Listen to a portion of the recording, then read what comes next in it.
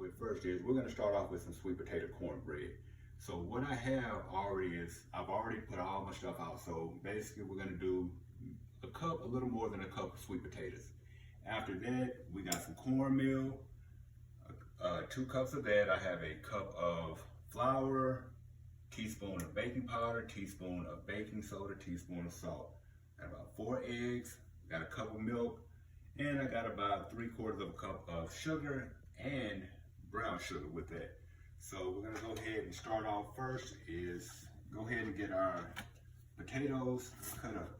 So the good thing about potatoes is, for video purposes, I'm actually gonna go ahead and take these potatoes and I'm gonna boil them. One of the methods that I do prefer myself is to actually go ahead and bake the potatoes.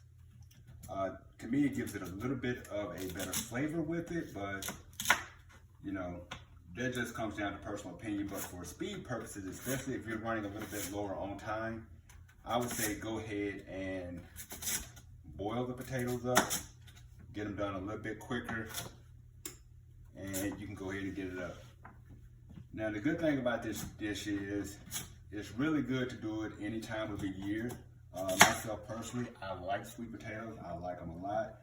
So it gives you a very good home feeling.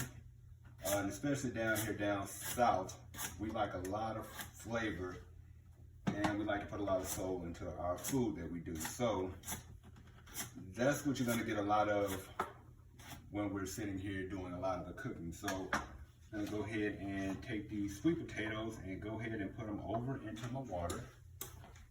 I already got the bubbles going in it.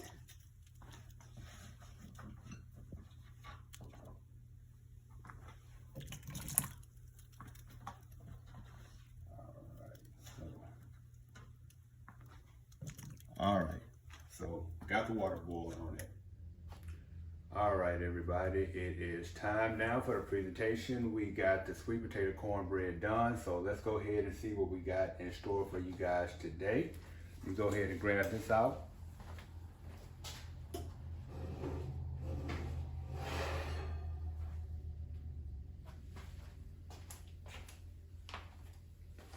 All right, so it's done.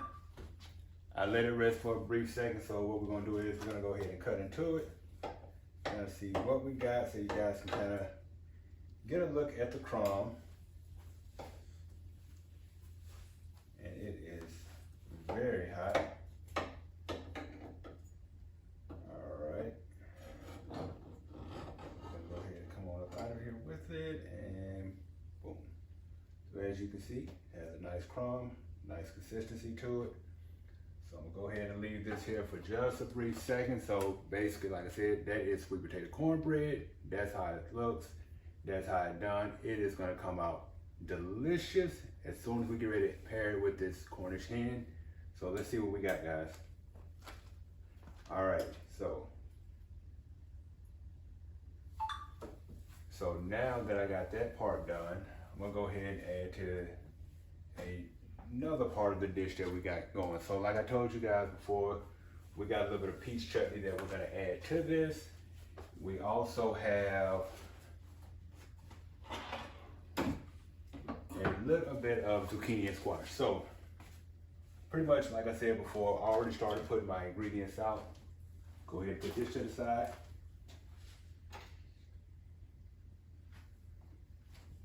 Bring over my stuff with my zucchini and squash, so you guys can kind of see how we go about that. All right, so before we get ready to begin that, I'm gonna go ahead and get everything set up so we can go ahead and start the peach chutney. That's gonna take just a brief moment to get done, but it won't take too long, all right? So to go ahead and kind of get everything set out, I've already go ahead and put my skillet on. I'm gonna go ahead and set it to basically medium high. I'll let it heat up real quick. All right, so I'm gonna go ahead and grab a couple more things that we need for this. All right, so went on ahead, got my knife already. I'm gonna go ahead and cut just a little bit of onion off.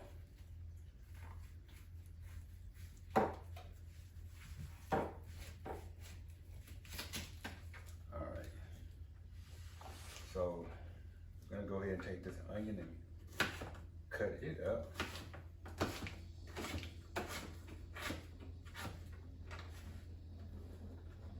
Now with peach chutney, you can also add your peppers to it. So red peppers are actually pretty good. Red onions are good to have with it. Of course, you know, that's a lot, depends on the person's spice level, exactly how spicy they want it. In my household, we really don't do things that are very spicy at all. So like I said, it's really based on individual taste preferences amongst people, all right? So I'm gonna go ahead and get our peach cut up.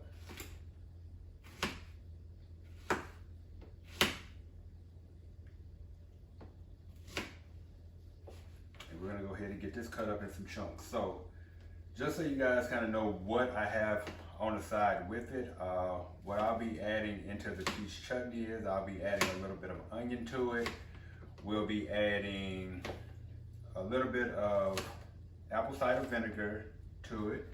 I use probably about 1/3 of a cup, but a lot of it just depends on exactly how much peach chutney that you decide that you're gonna make.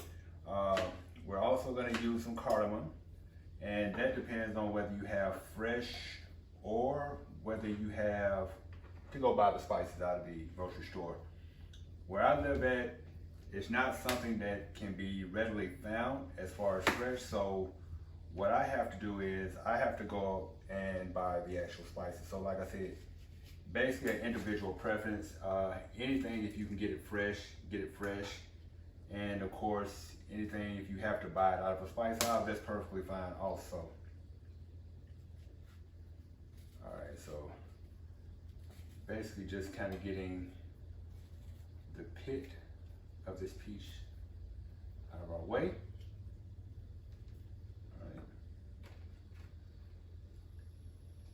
And go ahead and start cutting this up into chunks.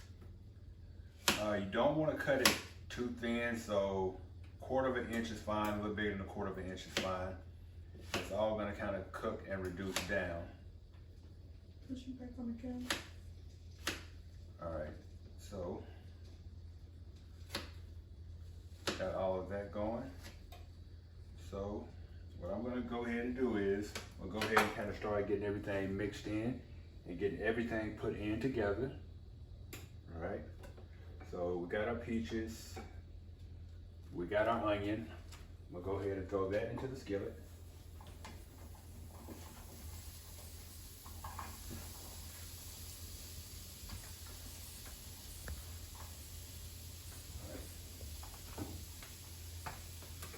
Let that cook. I also have a bit of ginger. I have some brown sugar. Mix that in also, along with my apple cider vinegar. All right.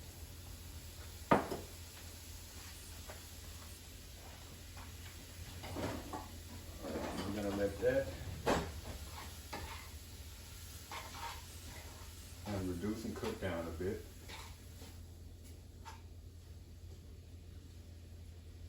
All right, so guys, we'll go ahead and cut the last part of this peach up and go ahead and get it on up and then give myself a little bit more room. So while we're letting the peach chutney go, we're gonna actually go ahead and do the zucchini and squash up also.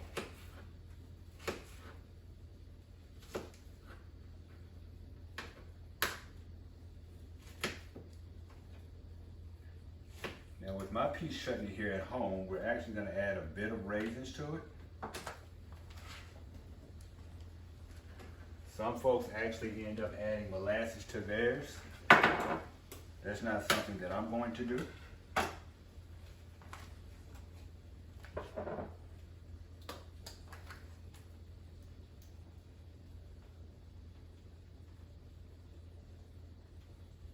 All right. So we've added our cardamom to it.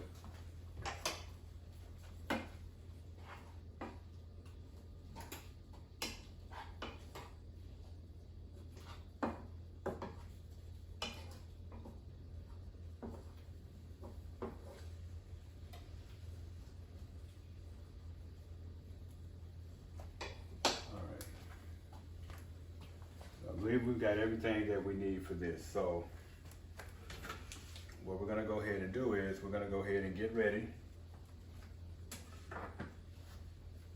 and get our zucchini and squash going. Alright. So I want you guys just to kind of bear with me a little minute. This is actually my first video, so hopefully we'll get a little bit better at it. So any suggestions you guys, let me know. We'll add it into it. So just make sure you like and comment anything that you see. All right.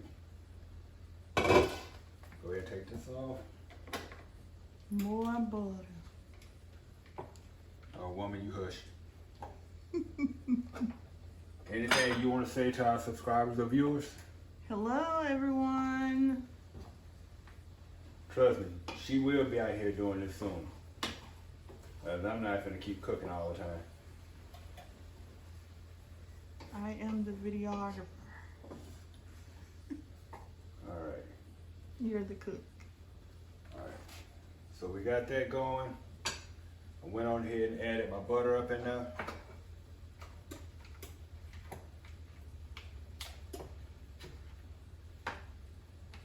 And once the butter gets melted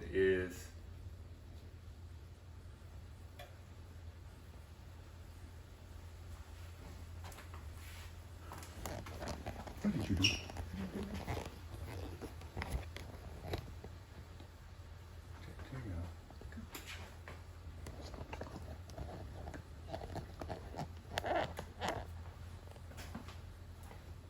I always think I did something. You did do something. Keep your hands off of it. Alright, so now that we got this going, got our butter going, Cornish hen should be very close to being done. Alright, so as soon as I get this melted down, we'll be good to go.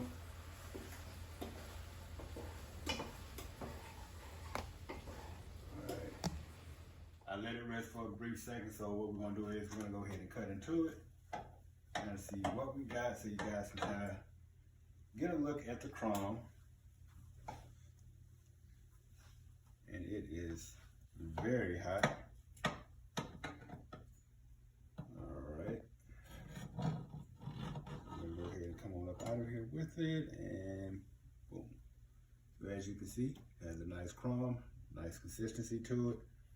So I'm gonna go ahead and leave this here for just a brief second. So basically, like I said, that is sweet potato cornbread. That's how it looks. That's how it's done. It is gonna come out delicious as soon as we get ready to pair it with this Cornish hen. So let's see what we got, guys.